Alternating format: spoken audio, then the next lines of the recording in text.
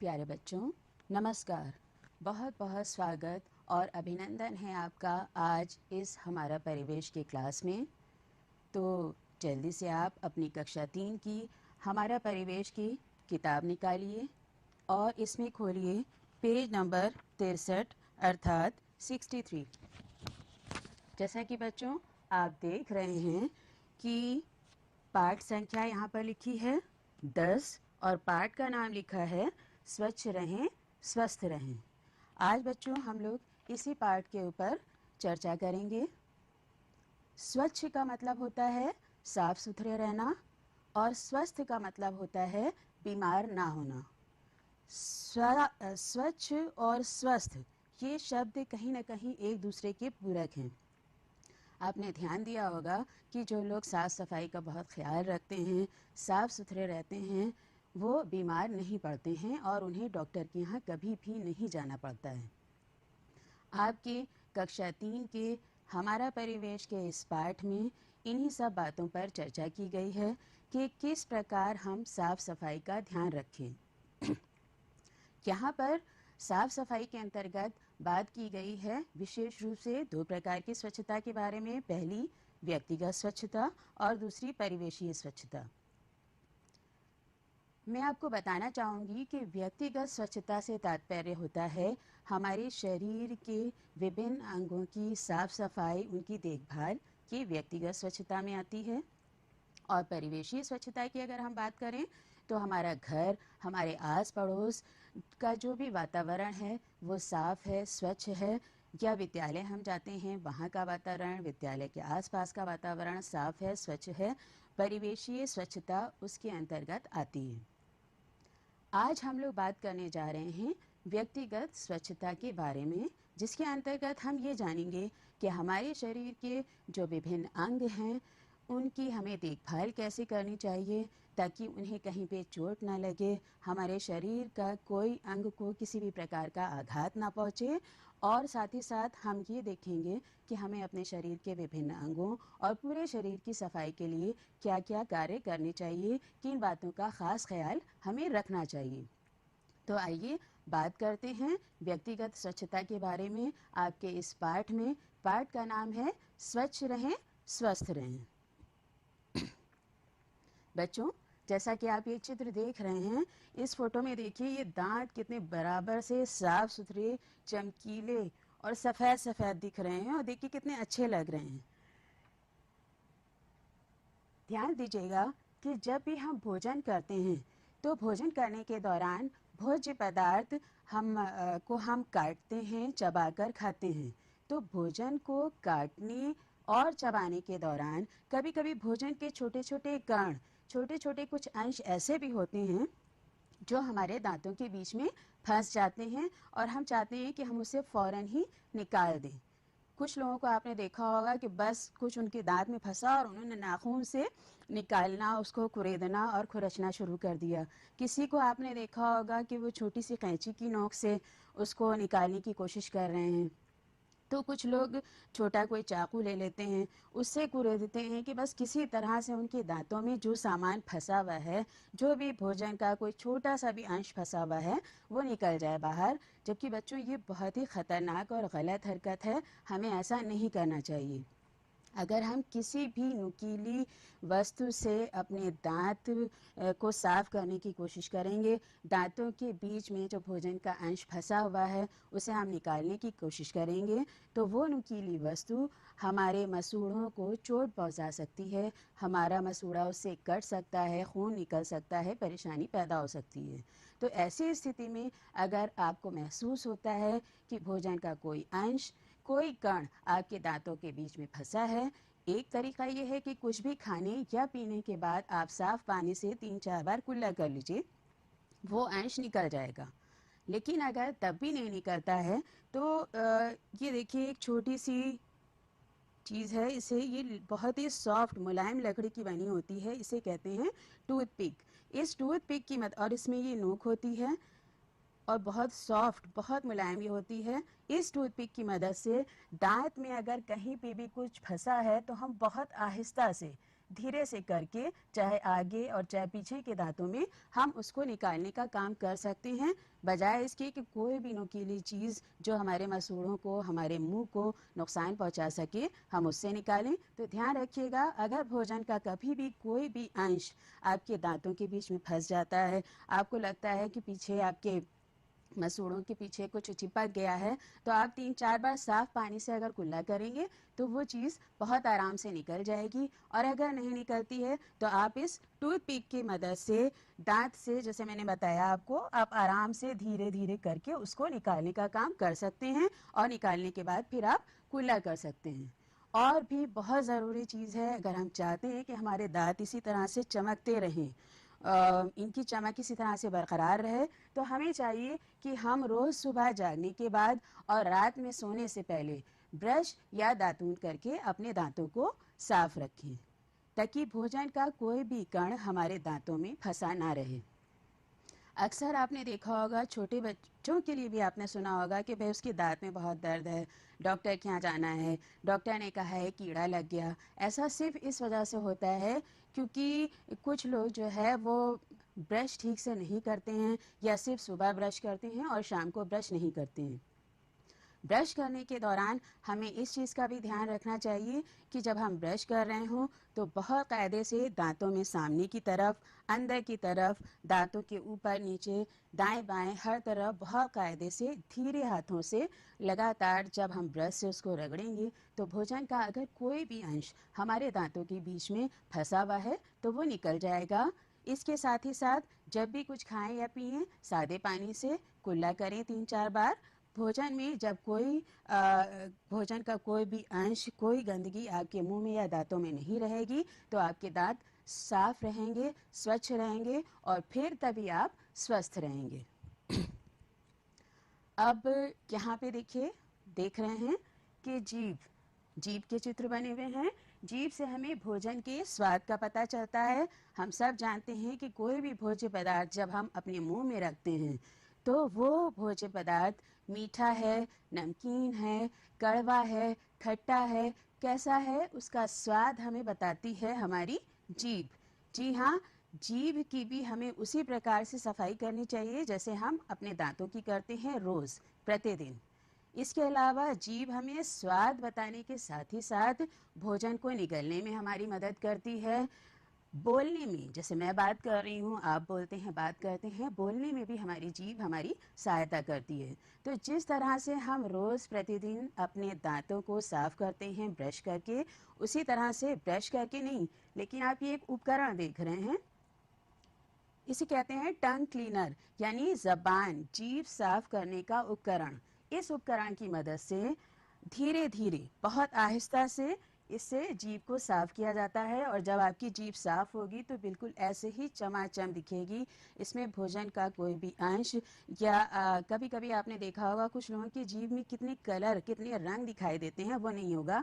इसी तरह से साफ जीभ दिखेगी, क्योंकि इस उपकरण टंग क्लीनर यानी जीभ के साफ करने वाले उपकरण की मदद से आप अपनी जीभ को रोजाना इस तरह से साफ करेंगे। लेकिन ये ध्यान रखिएगा, उसको बहुत तेजी से रगड़ने का काम नहीं करना है, आहिस्ता आहिस्ता, धीमे धीमे उसको आपको साफ करना है।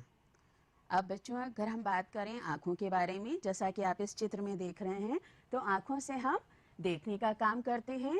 कोई भी वस्तु या मनुष्य पास है या दूर, छोटा है या बड़ा, ये सब हम आँखों से देखकर ही जान पाते हैं।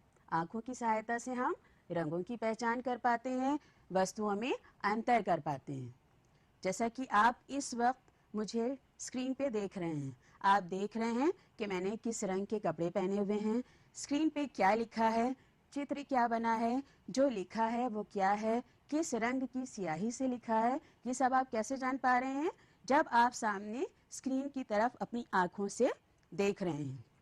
बच्चों, हमारे शरीर का ये अंग इतना महत्वपूर्ण है, इतना ज़रूरी है, जिसके बारे में आप एहसास भी नहीं कर सकते। आप उनसे पूछिए जो बेचारे देख नहीं पाते हैं।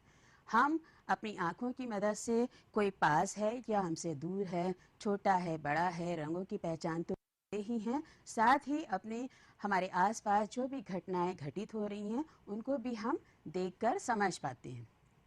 आँखों के लिए कुछ चीज़ें मैं बताना चाहूँगी, बहुत ज़रूरी हैं, बहुत इम्पॉर्टेंट हैं, बेइंतहा महत्वपूर्ण हैं, इनको आप ध्यान से सुनें।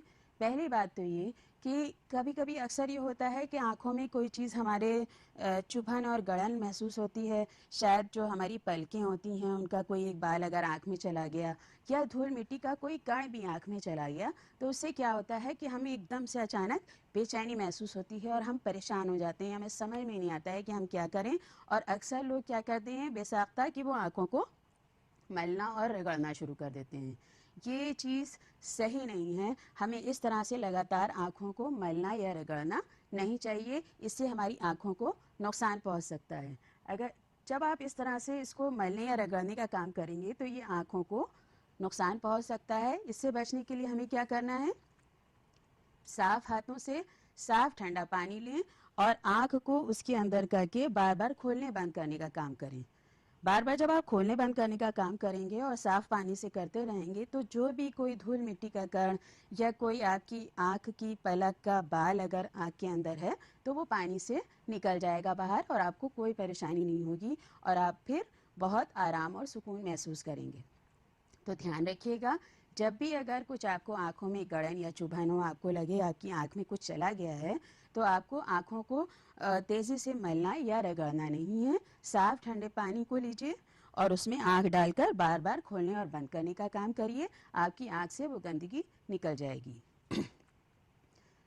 एक काम और मैं बताना चाहूँगी, अगर कभी-कभी आँख में आपकी कोई तकलीफ़ है किसी प्रकार की, तो आप या आपके घर के बड़े कभी भी ये हरकत ना करें कि मेडिकल स्टोर पे जाके पूछा और दवा ले आए और आई ड्रॉप आँख में डाल ली। बच्चों की चीज़ बहुत ख़तरनाक, बहुत हानिकारक होती है। आँख में अगर किसी भी तरह की कोई तकलीफ़ है, तो हमें चाहिए कि हम सबसे पहले आँख के डॉक्टर को दिखाएं और उनकी सलाह से, उनके परामर्श से ही हम आँख में कोई आई ड्रॉप डालें और बिना डॉक्टर की परामर्श के, बिना डॉक्टर की सलाह के हमें कोई भी आई ड्रॉप अपनी आँख में नहीं डालनी चाहिए। एक चीज़ और, कभी-कभी ये होता है कि कोई आई ड्रॉप घर में रखी भी है और कुछ 1-2 महीने बाद ये हुआ कि कोई तकलीफ़ हुई, तो लो फिर भैया वो आई ड्रॉप रखी है, वो हम आँख में डाल लें। तो इसके बारे में मैं ये बताना चाहूँगी कि आई ड्रॉप की जो शीशी खुलती है, वो महीना या 2 महीने बाद वो बेकार हो जाती है, वो इस्तेमाल करने के लायक नहीं होती है। तो हमें चाहिए कोई भी घर में रखी हुई आई ड्रॉप या मेडिकल स्टोर से पूछ कर कोई आई ड्रॉप हम इस्तेमाल ना करें। अगर आँख में कभी भी कोई तकलीफ़ हो तो हम आँख के डॉक्टर को दिखाएं और उनकी परामर्श या सहायता या उनकी सलाह से ही हम आँख में कोई आई ड्रॉप डालें। ये बहुत ज़रूरी है हमारी आँखों के स्वास्थ्य के लिए। इसके अलावा रोज़ सुबह जैसे हम ब्रश करते हैं, अपनी जीभ को साफ़ करते हैं, उसी तरह से साफ़ ठंडे पानी से हमें अपनी आँखों को भी साफ़ करना चाहिए। अब ये देखिए चित्र बना है कान का, कितना साफ सुथरा हो रहा है। कान से हम क्या करते हैं, सुनने का काम करते हैं। जैसे अभी मैं बोल रही हूँ और आप मेरी बात को सुन रहे हैं, कैसे सुन रहे हैं, अपने कानों की मदद से। कानों से हम बात सुनते हैं, लोगों की आवाज़ को पहचानते हैं। कभी कभी बहुत शोर शराबा हो रहा होता है तो हम अचानक परेशान होकर अपने कानों पर हाथ रख लेते हैं। इसके अलावा इसकी सफाई के लिए हमें क्या करना चाहिए, रोज़ जब हम स्नान करें यानी नहाने जाएं तो साफ़ पानी से हमें अपना कान साफ़ करना चाहिए, सूखे तौलिए से पूछना चाहिए और सप्ताह में कम से कम एक बार ईयरबड का इस्तेमाल करना चाहिए। ये एक प्लास्टिक का, मैं आपको दिखाऊं या अगर आप इस तरह से देख पाएँ तो प्लास्टिक की ये एक डंडी होती है जिसमें रुई दोनों तरफ लगी होती है बहुत मजबूती से।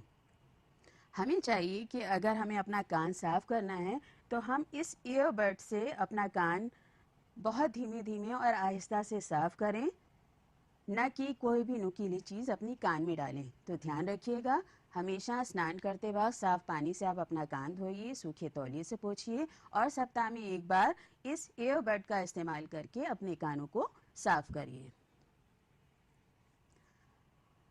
अब बात करते हैं नाक की। नाक से हमें गंध का पता चलता है, हम गंध पहचानते हैं, चाहे वो दुर्गंध हो और चाहे सुगंध हो। सुगंध में कैसी चीज़ें होती हैं, जैसे फूलों की महक, परफ्यूम या इत्र की महक, अच्छे अच्छे स्वादिष्ट भोजन की महक जो हमारे नाक तक पहुंचती है तो बस हमारा दिल चाहता है कि हम ये भोजन खा लें। कभी कभी कुछ पके हुए फलों की महक, जैसे आम पका हुआ होता है, उसकी महक कितनी अच्छी लगती है और दिल चाहता है कि हम तुरंत उसको खा लें। तो ये सब सुगंध होती हैं, ये महक होती हैं जो हमारी नाक तक अगर पहुंचती हैं तो हमें आनंद का अनुभव होता है, हमें अच्छा लगता है। लेकिन कभी कभी कुछ ऐसी भी गंध होती हैं जिनको आप दुर्गंध कह सकते हैं, आप बदबू कह सकते हैं, कि जो हमारी नाक तक पहुंचती है तो हम बिल्कुल बेचैन हो जाते हैं, हम परेशान हो जाते हैं। परेशान होकर या तो हम अपनी नाक को ऐसे बंद करते हैं, कोई कपड़ा होता है, कोई टिश्यू पेपर होता है, रुमाल होता है, तो उससे हम अपनी नाक को बंद करते हैं ताकि वो दुर्गंध, वो बदबू मेरी नाक के अंदर ना जाए। अब नाक के लिए भी, जैसा कि आप इस चित्र में देख रहे हैं, क्या ये सही आदत है? नहीं, ये बिल्कुल भी सही आदत नहीं है। अक्सर मैंने देखा है और आपने भी देखा होगा, क्या होता है कि नाक में उंगली डाली, कुछ अनईजी सा लग रहा है कि कुछ नाक में है, उंगली डाली और लोग, अक्सर मैंने इस तरह से फेंकते हुए देखा है, या कहीं पे भी कुछ किसी जगह पे लगा दिया। आप ये सोच के बताइए कि अगर आपके कपड़ों पर नाक से निकली हुई कोई गंदगी लगाए तो क्या आपको अच्छा लगेगा? नहीं अच्छा लगेगा। उसी तरह से जैसे आपको अच्छा नहीं लगेगा वैसे दूसरे को भी अच्छा नहीं लगेगा। तो प्लीज़ मेहरबानी करके ये काम नहीं करिएगा कि नाक में उंगली डाली और इधर उधर निशाना लगाया या किसी भी चीज़ में उसको पोंछ दिया। इसकी जगह पर हमें क्या करना है कि रोज़ सुबह जैसे हम ब्रश कर रहे हैं, अपनी जीभ साफ़ कर रहे हैं, अपनी आँख साफ़ कर रहे हैं, उसी तरह से नाक को भी साफ़ ठंडे पानी से हमें साफ़ करना चाहिए। अगर हम कहीं और किसी बाहर जगह पे हैं और उस वक्त भी हमें कुछ अनईजीनेस महसूस हो रही है, तो बजाय इसके कि हम नाक में उंगली डालें, हमारे पास रुमाल होगा, टिश्यू पेपर होगा, उससे हम नाक को अच्छे से साफ कर सकते हैं। और हमें इस बात का बहुत ध्यान रखना है कि नाक में उंगली या कोई भी नुकीली चीज़ नहीं डालनी है। अब बात करते हैं हाथ और नाखूनों के बारे में। बच्चों, किसी भी वस्तु की पहचान हम छू कर भी करते हैं। अगर हम देख नहीं रहे हैं और हम छू रहे हैं तो हम छू कर भी बता देते हैं कि ये चीज़ गोल है या चौकोर है, चिकनी है कि खुरदुरी है, ये सब चीज़ें छोटी है या बड़ी है। तो ये सब चीज़ें हम छू कर भी जान पाते हैं। अगर हम छूते हैं अचानक तो हाथ पीछे हटा लेते हैं, शायद वो चीज़ बहुत गर्म हो, या आपने मुंह में लगाया या हाथ में पकड़ा तो शायद वो चीज़ आपकी ग्लास बहुत ठंडा है या गर्म है। तो कहने का मतलब ये है कि चिकना, खुरदरा, ठंडा, गरम, ये सब चीज़ें जब हम अपनी त्वचा से, हाथ से छूते हैं तो हमें इसका एहसास होता है और हम उसको पहचान कर बता पाते हैं। हाथ का बहुत इम्पॉर्टेंट और महत्वपूर्ण रोल होता है।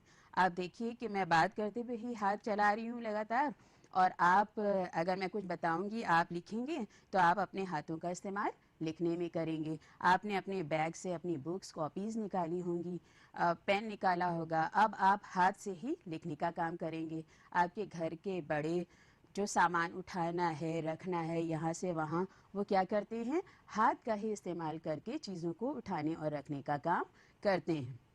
इसके अलावा मम्मी या दादी या दीदी अगर फल या सब्जियां काट रही हैं तो उसके लिए भी हाथ का इस्तेमाल होता है। भोजन बनाने में भी हाथ का इस्तेमाल होता है। यानी कितना महत्वपूर्ण हमारे शरीर का अंग है हाथ। लेकिन हमें इस हाथ की सफाई का भी बहुत ध्यान रखना चाहिए। जैसे अगर हम शौच के लिए जाते हैं तो शौच से बाहर निकलते हैं शौचालय से, तो उसके बाद हमें हाथ साफ पानी और साबुन से धोकर साफ करना चाहिए। इसके अलावा भोजन करने से पहले और भोजन करने के बाद भी हाथों को हमें साफ पानी और साबुन से धोकर साफ करना चाहिए। अब देखिए यहाँ पे क्या लिखा हुआ है। बड़े हुए नाखूनों के अंदर गंदगी इकट्ठा हो जाती है। जब हम कुछ खाते हैं तो ये गंदगी पेट में जाती है। इस गंदगी से हम बीमार हो सकते हैं, इसीलिए नाखूनों को समय समय पर काटते रहना चाहिए।